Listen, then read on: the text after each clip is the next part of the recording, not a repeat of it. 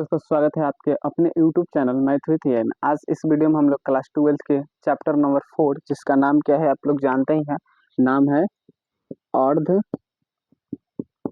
नारीश्वर। इसका हम लोग क्या करने वाले हैं आज। तो सब्जेक्टिव क्वेश्चन जितने भी इस बुक में दिए गए हैं, सब्जेक्टिव क्वेश्चन सभी को हम लोग बिना रटे याद करने वाले हैं। ऐसा नहीं कि आप लोग को लगता है ना कि सब क्वेश्चन में कैसे रटेंगे हम लोग, नहीं ऐसा नहीं। हम इस तरह से बता देंगे आपको कि इसमें रटने की कोई जरूरत नहीं पड़ने वाला है। तो इसमें पहला पहला क्वेश्चन है, देखिए ये जब समझ में आएगा कि वो जो एक्सप्लेन वाला वीडियो है आप देखेंगे तब ये समझ में आएगा, क्योंकि वो जब तक एक्सप्लेन आप वीडियो नहीं देखेंगे तब कैसे समझ में आएगा क्वेश्चन आंसर। उसका लिंक डिस्क्रिप्शन में है, उसको एक बार जरूर देख लें। देखिए यहाँ से क्वेश्चन नंबर पहला ही है, कह रहा है कि यदि संधि की वार्ता कुंती और गंधारी के बीच हुई होती तो बहुत संभव था कि महाभारत ना मचता। लेखक के इस कथन से आप क्या सहमत हैं। देखिए कह रहा है कि जब महाभारत हुआ था तो उसमें एक संधि हुई थी कि महाभारत होगा या नहीं होगा, मतलब युद्ध के। तो उस समय जो संधि हुई थी, वार्ता मतलब बातचीत नहीं होता है, राय मशवरा, तो हुआ था कृष्ण और दुर्योधन के बीच में। तो वही कह रहे हैं कि अगर बहुत संभव था कि अगर कुंती और गंधारी के बीच में अगर संधि की वार्ता हुई होती तो महाभारत नहीं मचता।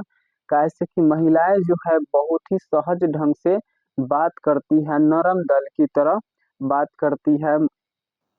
ठीक, इस तरह से तो हम आंसर कैसे लेंगे कि यदि यदि संधि की वार्ता कुंती और गंधारी के बीच में हुई होती तो बहुत ही संभव था कि महाभारत नहीं मचता, क्योंकि महिलाएं जो है नरम दिमाग से बात करती हैं और अच्छे से बातों को समझती है सहज ढंग से। वो चाहती नहीं है कि लड़ाई झगड़ा हो, युद्ध हो। हाँ, और उसके बाद यहाँ तक समझ में आ गया। उसके बाद कह रहे हैं कि आप इस कथन से सहमत है, तो हाँ हाँ तो लिखेंगे कि हाँ हम इस कथन से बिल्कुल ही सहमत हैं। समझ में आ गया यहाँ तक।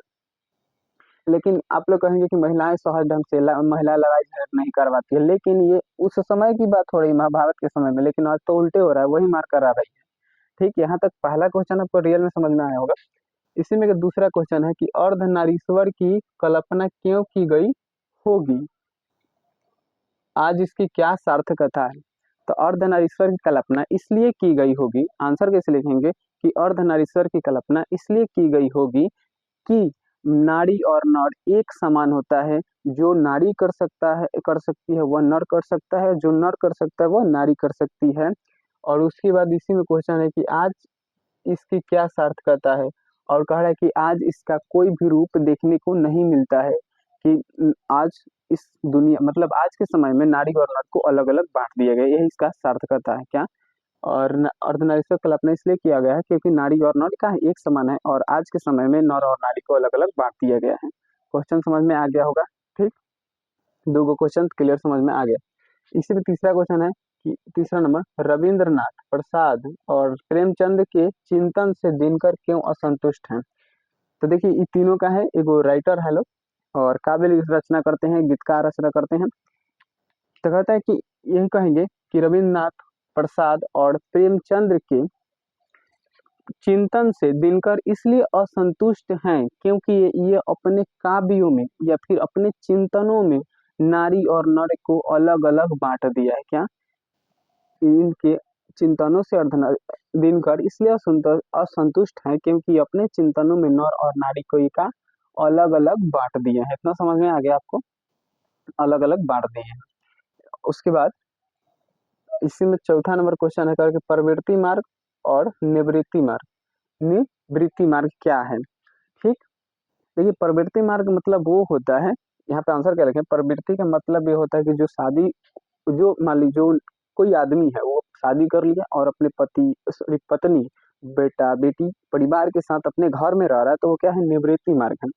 और प्रवृत्ति मार्ग है। अनिवृत्ति मार्ग मतलब कि जो इंसान शादी कर लिया और अपने पत्नी को अपने परिवार को छोड़ करके संन्यास धारण कर लिए, तो वो क्या होता है, निवृत्ति मार्ग। निवृत्ति मार्ग जैसे महात्मा बुद्ध, महावीर, इस तरह के लोगों ने क्या किया है, संन्यास धारण किया है अपने परिवार को छोड़ करके, उसी को निवृत्ति मार्ग कहते हैं। सिर्फ फिर समझिएगा, जो लोग अपने परिवार के साथ रहते हैं वो प्रवृत्ति मार्ग, जो अपने परिवार को छोड़ करके रहते हैं वो निवृत्ति मार्ग हो जाता है। क्या चारों क्वेश्चन समझ में आया या नहीं आया, आप कमेंट में बताइएगा, ठीक। उसके बाद यहाँ से आता है 5वां नंबर क्वेश्चन कि बुद्ध ने आनंद से क्या कहा। 5वां नंबर क्वेश्चन यहाँ पे दिख रहा है आपको, इधर नहीं दिख रहा।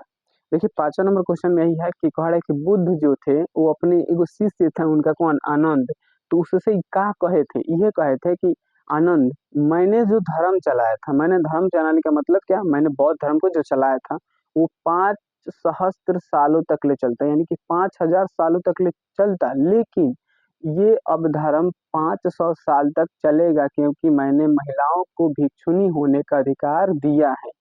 यही उन्होंने क्या आनंद से कहा था। फिर से समझिएगा कि मेरा यह जो धर्म है यह 5 सहस्त्र साल यानी 5,000 सालों तक ले चलता, लेकिन ये 500 साल तक ही चलेगा अब, क्योंकि मैंने महिलाओं को भिक्षुनी यानी कि सन्यासी होने का अधिकार दिया है।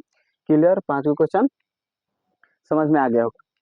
इसी में क्या, अब 6वां नंबर क्वेश्चन यहाँ पे, स्त्री को अहेरिन, नागिन और जादूगरनी क्यों कहने के पीछे क्या मानसा है, क्या ऐसा कहना उचित है।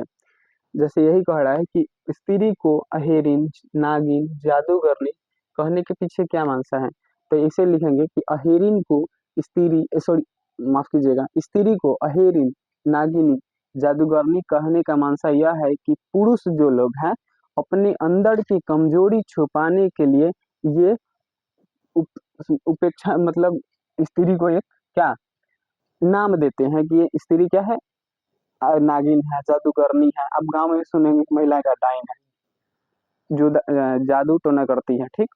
इस तरह से एक पुरुष जो है अपने अंदर की कमजोरी को छुपाने के लिए महिलाओं को क्या नागिनी, जादूगरनी, अहेरिन कहते हैं। उसी के बाद कह रहा है कि क्या ऐसा कहना उचित है, तो ये कहेंगे कि ऐसा कहना बिल्कुल भी उचित नहीं है। क्या ऐसा कहना बिल्कुल भी उचित नहीं है, हमें क्वेश्चन समझना है, ठीक।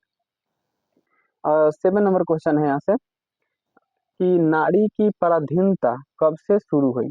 नारी की पराधीनता कहने का मतलब नारी के अत्याचार कब से शुरू है, ऐसा तो है नहीं कि जब से जीव जन्म लिए होगे धरती पे तब से ही नारी के पराधीनता मतलब उस पर अत्याचार हुआ, ऐसा तो नहीं है। तो वही कह रहे कि कब से शुरू है, तो नारी आंसर लिखेंगे, नारी की पराधीनता कृषि के विकास से शुरू हुआ। ऐसे लिखेंगे कि नारी की पराधीनता कृषि का विकास जब हुआ उस समय से नारी की पराधीनता शुरू हो गई। क्या, जब कृषि का विकास हुआ तब से नारी की पराधीनता यानी कि उस पर क्या करना, अत्याचार करना शुरू हो गया। जैसे कि महिलाएं को घर में रखना, खुद काम करना जाना, खेत में करना या फिर कहीं भी कमाया जाना, तो महिलाओं के ऊपर क्या अपना एक अधिकार चलाने लगा कौन, पुरुष। कब से, जब खेती का काम शुरू हुआ यानी कृषि का शुरू हुआ। ये 7 नंबर क्वेश्चन क्लियर हो गया आपका। और यहाँ से 8वां नंबर क्वेश्चन व्याख्या यानी कि स्पष्ट करना है, ठीक। इसी में पहला क्वेश्चन है कि प्रत्येक पत्नी अपने पति को बहुत कुछ उसी दृष्टि से देखती है जिस दृष्टि से लता अपने वृक्ष को देखती है।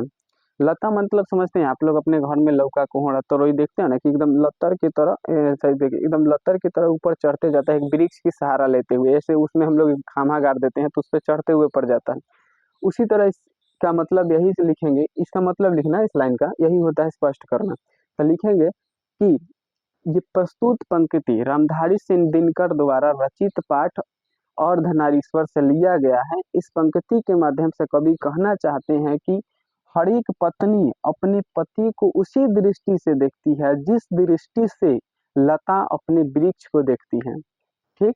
हर एक पत्नी या फिर ऐसे कह सकते हैं हर एक नारी नर को उसी दृष्टि से देखती है जिस दृष्टि से लता यानी कि लता मतलब वो अपने पेड़ को देखती है कि हम इसी के सहारे ऊपर चढ़ेंगे, तो उसी तरह नारी जो है अपने पति को देखती है कि हम इस ई नहीं रहेगा तो हमारा भी अस्तित्व नहीं रहेगा, यानी कि उसी के ऊपर चढ़ने वाले हैं हम भी।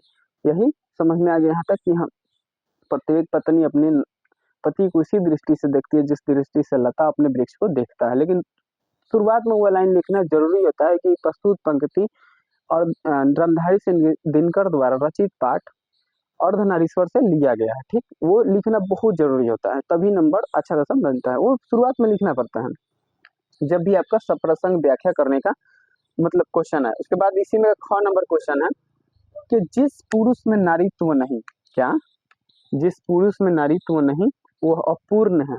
तो ये भी उसी तरह लिखेंगे कि प्रस्तुत पंक्ति रामधारी सिंह दिनकर द्वारा रचित पाठ अर्धनारीश्वर से लिया गया है। इस पंक्ति के माध्यम से कवि कहना चाहते हैं कि जिस पुरुष में नारी का गुण नहीं होता वो क्या होता है, अपूर्ण होता है। क्या? जिस पुरुष में नारी का गुण नहीं होता वो अपूर्ण होता है, इसलिए प्रत्येक पुरुष को एक हद तक क्या, नारी बन जाना चाहिए। समझ में आ गया यहाँ तक क्लियर? कोई दिक्कत नहीं है। उसके बाद इसी में का 9वां नंबर क्वेश्चन है, जिससे पुरुष अपना कर्म क्षेत्र मानता है वह नारी का भी कर्म क्षेत्र है। कैसे? जैसे कह रहा है कि मान लीजिए कर्म क्षेत्र कहने का मतलब हम जिस फील्ड में काम कर रहे हैं, जैसे मान लीजिए हम पढ़ा रहे हैं, हम लड़का है, तो क्या हम जब पढ़ा रहे हैं तो हाँ यहाँ इस जगह पे कोई लड़की नहीं पढ़ा सकती? बिल्कुल पढ़ा सकती है। तो ये मेरा कर्म क्षेत्र है, तो ये लड़की का भी कर्म क्षेत्र हो सकता है। वही कह रहे हैं कि जिसे पुरुष अपना कर्म क्षेत्र मानता है वह नारी का भी कर्म क्षेत्र हो सकता है। कैसे? तो हम इसको आंसर कैसे लिखेंगे कि जिस क्षेत्र में या फिर जिस काम को पुरुष कर सकता है उस काम को नारी भी कर सकती है। समझ में आ गया यहाँ तक कि इसका मतलब यही होता है कि जिस काम को पुरुष कर सकता है उस काम को नारी भी कर सकती है। समझ में? वही, या फिर ऐसा भी इसका आंसर लिख सकते हैं कि जिस क्षेत्र को पुरुष अपना कर्म क्षेत्र मानता है वो नारी का भी कर्म क्षेत्र है, क्योंकि नारी और नर दोनों एक समान है। ठीक, क्या लिखेंगे? नारी और नर एक समान है। रियल, यहाँ तक समझ में आ गया? आंसर क्या लिखेंगे कि जिससे जिसे पुरुष अपना कर्म क्षेत्र मानता है वह नारी का भी कर्म क्षेत्र है। कैसे? तो लिखेंगे कि जिसे पुरुष अपना कर्म क्षेत्र मानता है वह नारी का भी कर्म क्षेत्र है, क्योंकि नारी और नर दोनों एक समान होते हैं। ठीक, यहाँ तक 9 नंबर क्वेश्चन हम लोगों ने कर लिया है। आप कमेंट में जरूर बता दीजिएगा कि क्वेश्चन जो है वो समझ में आपको आ रहा है या नहीं आ रहा है। ठीक, यहाँ से उसके बाद 10वां नंबर क्वेश्चन आपको दिख रहा है कि अर्धनारीश्वर निबंध में दिनकर जी के विचारों को सार रूप में स्पष्ट करें। मतलब यही सार रूप में कहने का मतलब यही है ना कि जो ये चैप्टर दिया गया है अर्धनारीश्वर, उसको एक शॉर्ट फॉर्म में हमें समझा दीजिए। क्या? एक शॉर्ट फॉर्म में समझा दीजिए हमें। तो क्या कहेंगे इस चैप्टर में? क्या? अर्ध निबंध में दिनकर जी के विचार, इस अर्धनारीश्वर पाठ में दिनकर जी का विचार यह है कि नारी और नर क्या है, एक समान है, और जो नारी कर सकती है वो नर कर सकता है, जो नर कर सकता है वो नारी कर सकती है। जिस क्षेत्र को नर मानता है अपना कर्म क्षेत्र, उस क्षेत्र में नारी भी काम कर सकती है। इसलिए क्या, ये मतलब यही इनके विचार थे। इस चैप्टर में यही पढ़ने को मिलता है कि नर और नारी क्या एक समान है और इनके ऊपर अत्याचार नहीं करना है। ये पहले के ज़माने में इनसे कोई भेदभाव नहीं किया जाता था, लेकिन आज के ज़माने में क्या हो गया, नारी और नर को अलग कर दिया गया है। इनका पूरा विचार इस चैप्टर में यही कहा गया है। ठीक, तो उम्मीद है कि आपको ये पूरा के पूरा 10 क्वेश्चन पूरा दिमाग में फिट हो गया होगा। तो अगर याद हो गया है पूरा क्वेश्चन तो आप एक बार कमेंट में बता दीजिए कि हाँ याद हो गया है, या नहीं याद हुआ तो वो कमेंट में बता दीजिए कि नहीं याद हुआ। वीडियो पसंद आए तो एक लाइक जरूर करते हैं। मिलते हैं अगले चैप्टर के साथ, तब तक लिए इसे एक बार रिवाइज कर लीजिएगा।